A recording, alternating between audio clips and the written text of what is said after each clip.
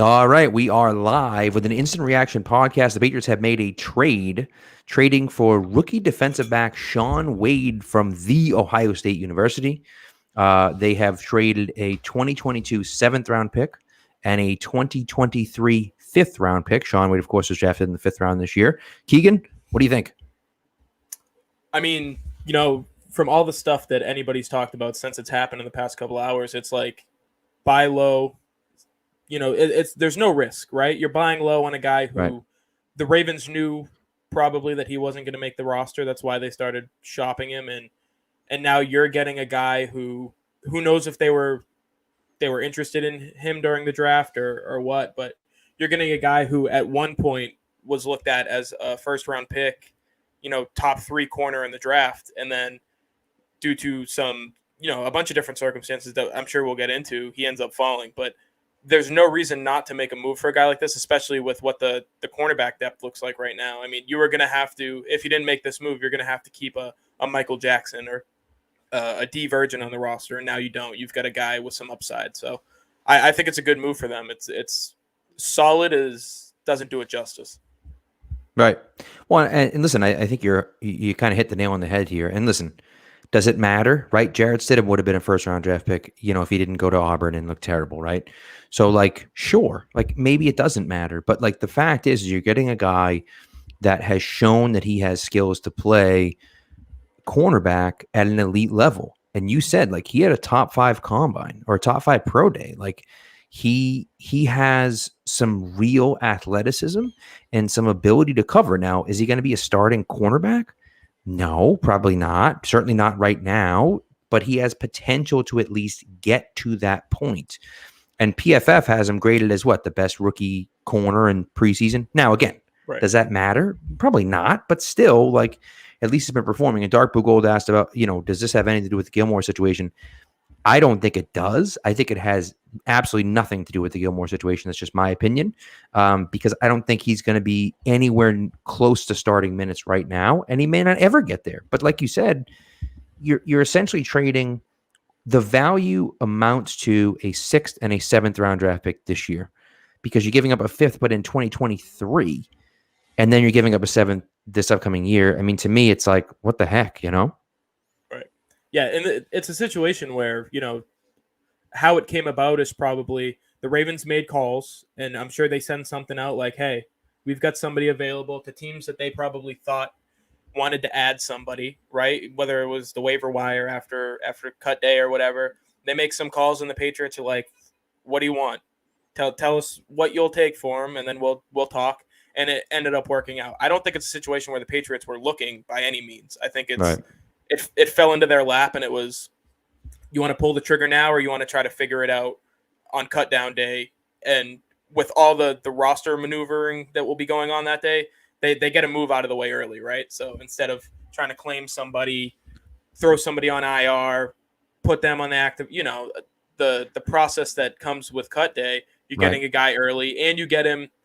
Cornerback's not a position to where you really need to know the defense, especially in preseason. It's like, hey, go out there and cover that guy, right? So I'm sure you'll see him on Sunday if he gets in and gets through his COVID protocols and the physical and all that. But I'm sure you'll see him, and it gives them an extra week to work with him and kind of figure everything out. Exactly. And you had the extra roster spot already with the Sony trade. And so by having the extra roster spot, you don't have to make any moves to get him onto your roster, which of course helps as well. So, we'll see what happens. And look, I just think for me, it's about upside for me, right? And does it matter? But I think, and we talked about it today about how, before we got on air, about how he went back, he played outside corner, and he struggled all year this year at outside corner, and he was unwilling to move his spot, right? He wanted to be an outside corner. And there have been some very good corners at Ohio State the last few years. And so maybe he was covered up a little bit, right? So maybe the deficiencies were covered up a little bit. So that's why all of a sudden he gets there, he's a number 1 guy and he struggles, right? Maybe he's not the number 1 guy. I don't know, right? We don't know that. But you're giving up almost nothing for a guy who's a rookie. He's never played a snap, right? And this is what the heck? You have a shot, and the Patriots look at it and say, screw it. We're in need of some cornerback depth. the bottom of the roster at cornerback is not good. I mean, you mentioned Michael Jackson. Like, my goodness, that guy can't cover anything. Like, it's crazy. So, it's like, what the heck? You go after it, see what happens. And like I say, you're giving up next to nothing to get the guy. Right. And in 2019, if you think about the situation he's in, he's playing on the inside of Jeff Okuda, who went, I believe, third overall, Mm-hmm. and Damon Arnett, who went in the first round to Right. Oakland. So talk about a defensive backfield, right? Like, you can make a mistake and don't worry about it Right. because you've got studs back there. And so maybe the deficiencies are covered up a little bit, and maybe he needs to play that slot role because he's not ready to play outside, right? But you go back and if you look at the move from a Patriots point of view, there's no reason not to try to make a move to where you get a guy who clearly has talent. Like, he's got talent, he's got the attributes that you look for in a defensive back, and maybe you can try to roll him into the defense that you're looking to play this year. He's another guy where played safety or he played all three spots. He played nickel, slot corner, played outside, played safety at Ohio State. He did it all. He was a 5-star recruit who was blocked by a couple of guys, and they just found a way to get him on the field. He played safety as a freshman without ever having played safety in his life, and Yeah. was starting on a defense, on an Ohio State defense that is pretty damn good every single year. So the guy's got talent. There's no doubt about that. It's just whether or not you can find a spot for him. And with this team, with the injuries that we've seen, right? Jonathan Jones goes down today. You don't know how long he's out. Gilmore hasn't practiced yet, which he doesn't need to practice, but who knows what the situation is going to be moving forward. And then Miles Bryant, he's missed time, right? So you're Yep. finding a guy, at least he can come in and fill a role for you right away. He can play. You have somebody to throw out on the field. And maybe it helps everybody fall into their place, like a Jalen Mills. He won't have to play so much corner. They can move him around a bit. So it's a guy you're adding to an already talented group, but a group that was a bit thin at the outside spot, and you give him a shot, right? Right. Exactly. And that's the way I look at it, is that, having depth there is never a bad thing. It's never a bad thing to have depth. And so, and they feel the same way. I mean, you just get a bunch of guys and kind of throw them out there and see what happens. And so, and like you said, outside corner, yeah, they're a little thin at outside corner. Gilmore, I'm convinced, is coming back. J.C. Jackson, obviously, you have an outside corner, but like, other than those two guys, like Jawan Williams, I guess, like maybe Wade works in there a little bit, but like, they don't have many guys that can play outside corner. And then the rest of the guys are all hybrid guys.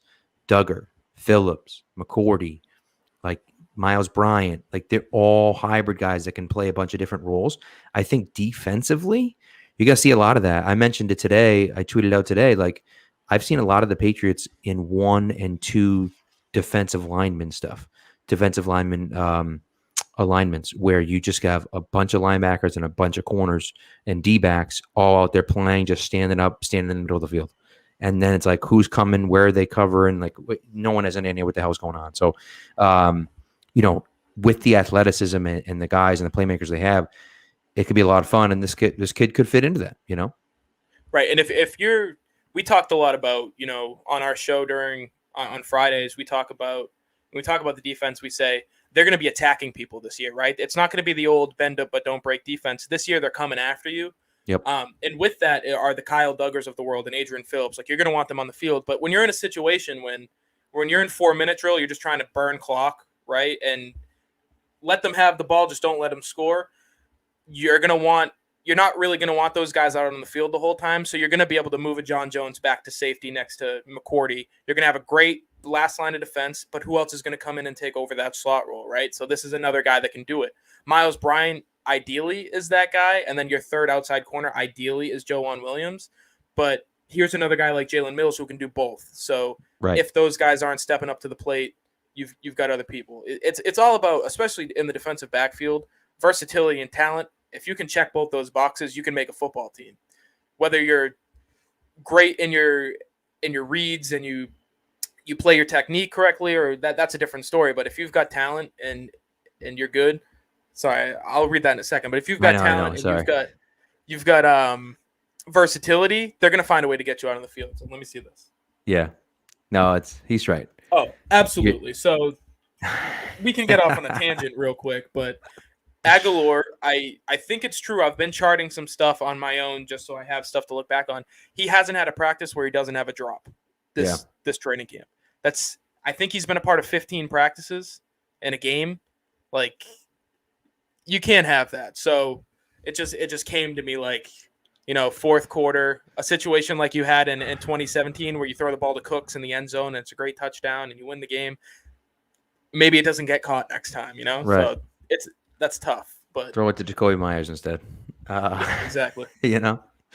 So, but anyways, I think that's it. I mean, listen, we just wanted to get on really quick and kind of talk about that. I think overall, it's a solid trade for the Patriots, right? You're not giving up a ton, and for the Ravens, you're getting back a fifth round pick. Now it's in 2 years, but you're getting back a fifth round pick, which is what you paid for this guy, and you're getting back a seventh round pick in the upcoming draft too. So you're getting back a little something. It's not a situation with Vegas where they draft Lynn Bowden in the third round and then trade him before he's ever played a game for a fourth round pick. It's just like, what the Right. hell are you doing? So the Ravens don't look stupid by getting less value than they drafted him for, but the Patriots also aren't giving up too much and getting a guy that has a potential to come in and play, pretty soon, while also being good to go. So and not giving up They too much. they exchanged lottery tickets. That's what it was. Exactly. Here's a Yep. seventh round pick. See what you can do with it. Here's a corner that wasn't going to make our team. See what you can do with them. Right? That's Exactly. lottery picks. Who knows? Maybe somebody will hit. Yep. Yeah, you never know. Hope it's the Patriots and not the Ravens. So, all right, guys, thanks for coming through, and we'll be back live with you Sunday night after the game, assuming that nothing happens between now and then. So, all right, guys, see you. See you.